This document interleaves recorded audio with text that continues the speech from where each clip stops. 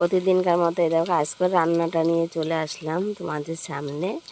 মানে ভিডিও তো করাই হয় না, তাও একটু না করলেও হচ্ছে না।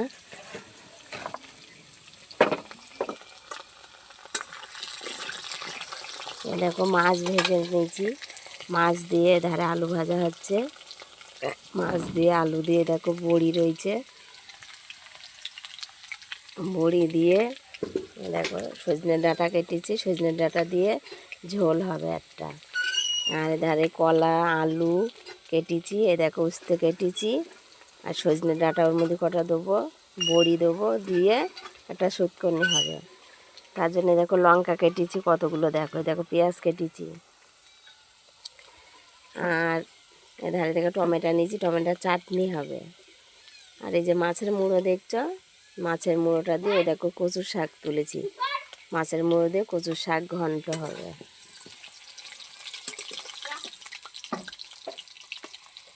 আলুটা ভাজা হয়ে গিয়েছে, আলুটা তুলে নিই আস্তে আস্তে করে।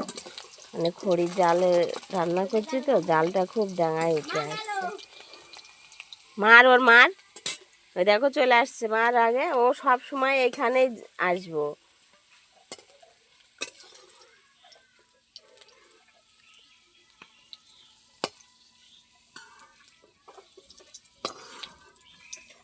স্যার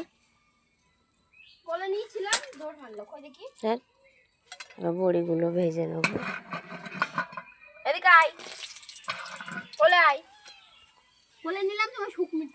দেখো বড়িগুলো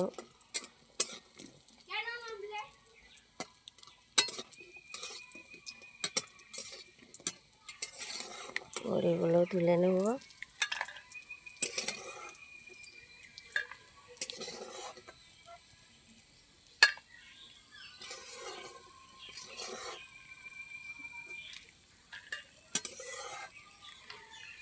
উস্তেগুলো আলাদা করে ভেজে নেব।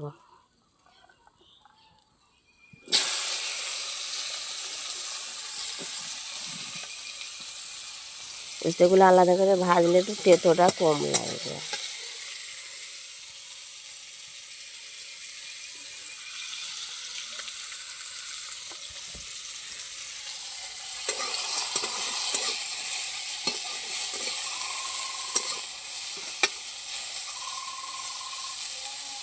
উস্তেটা একটু ভাজা ভাজা হলে তুলে নেব, নিয়ে তারপরে তরকারিটা বসিয়ে দেবো। ভাতটা পরে করবো, ভাতটা এখনও হাঁড়িতে জল ঢেলে রেখে দিয়েছি, ভাতটা এখনও রেডি করা হয়নি।